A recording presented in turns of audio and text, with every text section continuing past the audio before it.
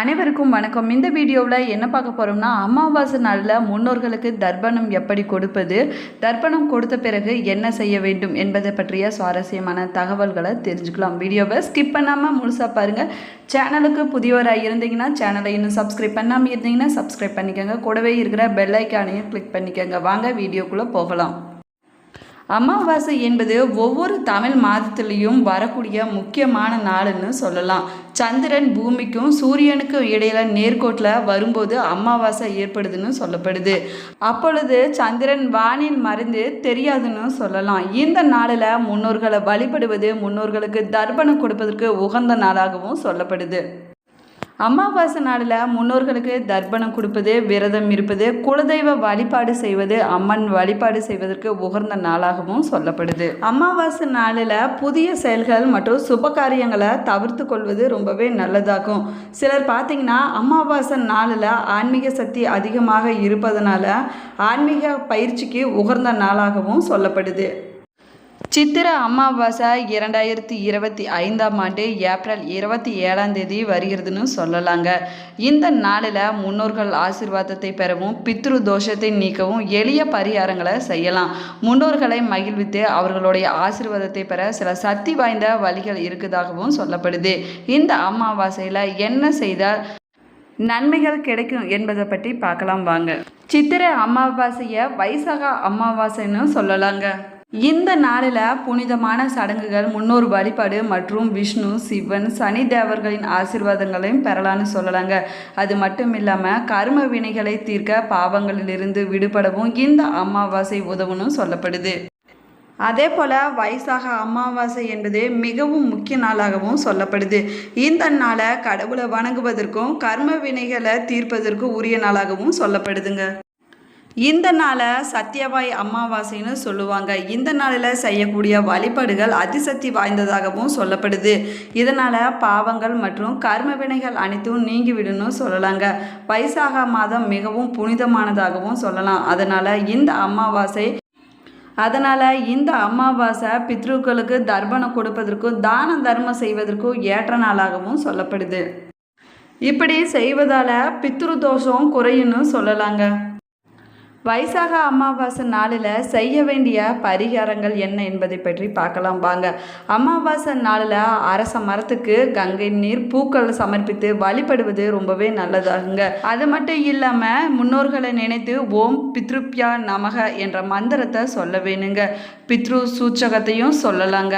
இதனால் முன்னோர்களின் ஆசி பரிபூர்ணமாக கிடைக்குமா. அது மட்டும் இல்லாமல் அவர்களுடைய ஆத்மா சாந்தி அடையணும் சொல்லப்படுது. ஞாயிற்றுக்கிழமை அமாவாசை, சங்கடகார சதுர்த்தி ஆகிய நாட்களில் சூரிய பகவானுக்கு நீரை சமர்ப்பணம் பண்ணி வழிபாடு செய்யலாம். அது மட்டும் இல்லாமல் சிவப்பு, சந்தனம், கங்கை நீர், சுத்தமான நீர் ஆகியவற்றை செம்பு பாத்திரத்தில் எடுத்துக்க வேணும். அதற்கு பின்னாடி ஓம் பித்ருப்யா நமக என்று சொல்ல வேணுமாங்க. இதனால் நல்ல அதிர்ஷ்டம், செல்வம் கிடைக்கணும் சொல்லப்படுது. அதே போல் வைசாக அமாவாசையில் இந்த பரிகாரத்தை செய்வதனால முன்னோர்களின் ஆசி பரிபூர்ணமாக கிடைக்கணும் சொல்லலாம். அது மட்டும் இல்லாமல் பித்ரு தோஷத்திலிருந்து விடுபட முடியும்னு சொல்லப்படுது. அமாவாசை நாளில் தெற்கு திசையில் உங்களுடைய முன்னோர்களுக்கு பித்ரு தர்ப்பணம் செய்ய வேணுங்க. அன்றைய நாளில் பித்ரு ஸ்தோத்திரம் அல்லது பித்ரு சுக்தம் சொல்லி அவர்களுடைய ஆசையை வேண்டுங்க. இதனால உங்களுடைய முன்னோர்கள் உங்களை மன்னிச்சு குடும்பத்துக்கு அமைதியும் செழிப்பையும் தருவாங்களாம். அது மட்டும் இல்லாம ஆன்மீக தொடர்பும் அதிகரிக்கணும் சொல்லப்படுது. இந்த மந்திரங்களை ஒரு குறிப்பிட்ட சில நாட்களுக்கு சொல்லுங்க. திரையோதசி அன்று நீலகண்ட ஸ்தோத்திரமும், பஞ்சமி அன்றைக்கு சர்ப சுக்தம், பௌர்ணமி அன்னைக்கு ஸ்ரீ நாராயண கவசத்தை சொல்லுவது ரொம்பவே நல்லதாகும். அது மட்டும் இல்லாமல் உங்களுடைய வசதிக்கு ஏற்ற மாதிரி பிராமணர்களுக்கு உணவு, இனிப்பு, தட்சணை கொடுப்பது ரொம்பவே நல்லதுங்க. இதனால் ஆன்மீக வளர்ச்சி ஏற்படணும்னு சொல்லப்படுது. அது மட்டும் இல்லாமல் குடும்பத்தில் நல்ல செழிப்பும் செல்வாக்கும் ஏற்படணும் சொல்லலாம். இப்படி செய்வதால் முன்னோர்களுடைய ஆசீர்வாதம் பரிபூரணமாக கிடைக்கும்னு சொல்லப்படுது. அதே போல் அமாவாசை நாளில் உங்களுடைய முன்னோர்களின் படத்துக்கு முன்னாடி விளக்கு ஏற்றி வைத்து வழிபாடு செய்ய வேணும். அரச மரத்தின் அடியில் அல்லது கிழக்கு திசையில் விளக்கு ஏற்றி வைத்தும் வழிபாடு செய்யலாம். உங்களுடைய முன்னோர்களை நினைத்து அவர்களின் ஆசையை வேணுங்க. இதனால் செல்வம், பணம், செழிப்பு ஆகியவை அதிகரிக்குன்னு சொல்லலாங்க. அது மட்டும் இல்லாமல் ஆன்மீக வளர்ச்சியும் ஏற்படுமா. இதுவரை குடும்பத்தில் இருந்து வந்த பிரச்சனைகளுமே அனைத்து நீங்கி குடும்ப ஒற்றுமை ஏற்படும்னு சொல்லலாங்க. அதே போல் அமாவாசையை வேறு பெயர்களாலையும் அழைப்பாங்களாம். அது அமைவதால் என்பது சந்திரன் முழுவதுமாக மறைந்திருக்கும் நாள்னு சொல்லப்படுது. அமைமதி என்பது சந்திரன் மறைந்திருக்கும் நாளாகுமா. மறைமதி, காருவா, இருண்மதி, இருளவா ஆகிய பெயர்களாலும் அமாவாசை அழைக்கப்படுதுன்னு சொல்லலாங்க. அமாவாசை நாளில் சூரியனும் சந்திரனும் நேர்கோட்டில் வருவதாகவும் சொல்லப்படுது. அன்றைய நாளில் பித்ருலோகத்திலிருந்தே முன்னோர்கள் பூமிக்கு வருவதாகவும் சொல்லப்படுதுங்க. தங்களுடைய தலைமுறைகளை சூட்சமமான முறையில் பித்ருக்கள் கண்காணிப்பாங்களாம். அவர்களுடைய வாரிசுகளான நம்ம தொடங்க போகக்கூடிய எந்த ஒரு காரியத்தையும் கரிசனத்தோடும் அக்கறையோடும் பார்ப்பாங்களாமா. அவர்கள் நம்ம தொடங்கக்கூடிய எந்த ஒரு காரியத்திற்கும் ஆசீர்வாதம் செய்வாங்கன்னு சொல்லப்படுது.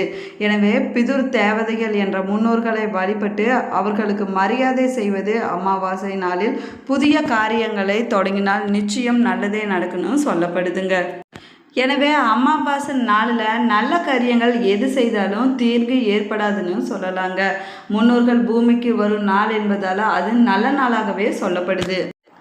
அமாவாசை நாளில் உலகத்தை இயக்கக்கூடிய சூரியனும் சந்திரனும் ஒன்று சேர்வதால் ஒரு காந்த சக்தி ஏற்படுமா.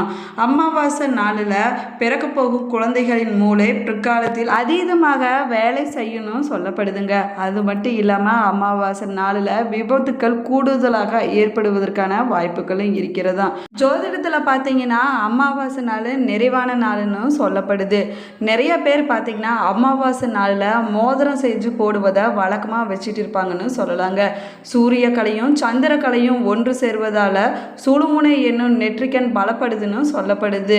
அதனால அமாவாசையில சாஸ்திரிகள் மந்திர ஜபம் ஆரம்பிக்கிறாங்களாம். கடலில் நீராடி தங்களுக்கு ஏற்பட்ட தோஷத்தை போக்குவதற்கு உரிய நாளாக அமாவாசை நாள் சொல்லப்படுதுங்க. அமாவாசை நாளில் ஜீவ சமாதிகள் புதிய உத்வேகத்தை அடையும்னு சொல்லலாங்க. அநேக குரு பூஜை, அதிஷ்டான பூஜை அமாவாசை நாளில் நடத்தப்படுதுன்னு சொல்லப்படுது. அமாவாசை நாளில் தான தர்ப்பணம் கொடுப்பது சிறப்பான பலன்களை கொடுக்கணும்னு சொல்லலாங்க. வீடு வாசல் இல்லாத ஏழைகளுக்கு அமாவாசை நாளில் அன்னதானம் செய்வது ரொம்பவே நல்லதாகும். ஒவ்வொரு அமாவாசை நாளிலையும் உங்களால் முடிஞ்ச அளவுக்கு உணவை அன்னதானமாக கொடுப்பது புண்ணிய பலன்களை பெற்றுத்தரணும்னு சொல்லப்படுதுங்க. அது மட்டும் இல்லாமல் பசு, காகம், நாய், பூனை மற்ற ஜீவராசிகளுக்கு அன்னதானம் அளிப்பது ரொம்பவே நல்லது. அமாவாசை நாளில் பித்ருக்களுக்கு தர்ப்பணம் கொடுப்பது மற்றும் அன்னதானம் கொடுப்பது புண்ணிய பலன்களை பெற்றுத்தருமா. குலதெய்வம் இருக்கக்கூடிய இடத்திற்கு சென்று குலதெய்வ வழிபாடு செய்வது நல்ல பலன்களை கொடுக்கணும்னு சொல்லப்படுது. முடியாதவங்க தங்களுடைய இஷ்ட தெய்வம் இருக்கக்கூடிய இடத்திற்கு சென்று இஷ்ட தெய்வத்தை அமாவாசை நாளில் வழிபடுவதனால குலதெய்வம் ஆசீர்வாதம் பண்ணணும்னு சொல்லப்படுதுங்க. அதே போல் அமாவாசை நாளில் தலையில் எண்ணெயை தடவக்கூடாதாமா. புண்ணிய தலங்களில் கடலில் நீராடுவது இல்லைன்னா நதியில் நீராடுவது புண்ணிய பலன்களை பெற்றுக் கொடுக்குன்னு சொல்லப்படுது. அதே போல் அமாவாசை நாளில் காலையில் சூரிய உதயத்திற்கு முன்னாடியே எந்திரிச்சு கடல்லேருந்து எடுக்கப்பட்ட நீரை வீட்டுக்கு தீர்த்தமாகவும் தெளிக்கலாம். அதனால் வீட்டில் உள்ள தோஷங்கள் அனைத்துமே நீங்குன்னு சொல்லப்படுதுங்க. ஒவ்வொரு மாதமும் அமாவாசை நாளில் அன்னதானம் கொடுக்க முடியாதவங்க தை, ஆடி, புரட்டாசி அமாவாசையில் அன்னதானம் கொடுப்பது ரொம்பவே நல்லது.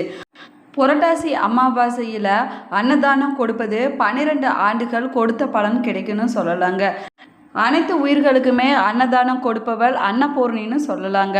ஆவிகளுக்கு அன்னம் இடுபவள் ஸ்வஸ்தா தேவின்னு சொல்லப்படுறாங்க. ஆவிகளுக்கு போடக்கூடிய அன்னதானம் மற்றும் யாகத்தில் போடக்கூடிய அபூதிகளை ஸ்வாதா தேவி தான் சம்பந்தப்பட்ட ஆவிகளிடம் சேர்ப்பாங்கன்னு சொல்லப்படுது. அமாவாசை நாளில் ஏழை எளியோருக்கு அல்லது ஆதரவற்றவங்களுக்கு முன்னோர்களை நினைத்து அன்னதானம் கொடுப்பது சிறப்பான பலன்களை கொடுக்குன்னு சொல்லப்படுதுங்க. அப்படி அமாவாசை நாளில் அன்னதானம் கொடுக்க முடியாதவங்க தங்களால் முடிஞ்ச வேறு பொருட்களை கூட தானமாக கொடுக்கலாங்க. அதுவும் சிறப்பான பலன்களை கொடுக்குன்னு சொல்லப்படுது. அமாவாசை நாளில் நம்ம கொடுக்கக்கூடிய அன்னதானம் கஞ்சியாகவோ சாதமாகவோ இட்லியாக கூட இருக்கலாங்க. ஆனால் எள்ளு சட்னி, எள் உருண்டை கண்டிப்பாக இருக்கக்கூடாதுன்னு சொல்லப்படுது. இப்படி அன்னதானம் கொடுக்க முடியாதவங்க ஒரு பசுமாட்டுக்கு 9 வாழைப்பழங்கள் வாங்கி அமாவாசை நாளில் தானம் கொடுப்பது சிறப்பான பலன்களை கொடுக்குன்னு சொல்லப்படுது. இந்த பதிவு நீங்கள் பயன்பெறும் வகையில் அமைஞ்சிருக்கும் என்று நினைக்கிறேன். இந்த பதிவு உங்களுக்கு பிடிச்சிருந்தால் லைக் பண்ணுங்கள், ஷேர் பண்ணுங்கள், கமெண்ட் பண்ணுங்கள். இன்னும் சேனலை சப்ஸ்கிரைப் பண்ணாமல் இருந்தீங்கன்னா சப்ஸ்கிரைப் பண்ணிக்கோங்க. கூடவே இருக்கிற பெல் ஐக்கானையும் கிளிக் பண்ணிக்கோங்க. Thank you friends. நீங்கள் முன்னோர்களுக்கு தர்ப்பணம் கொடுத்துருந்தீங்கன்னா மறக்காமல் கமெண்ட் பாக்ஸில் கமெண்ட் பண்ணுங்கள்.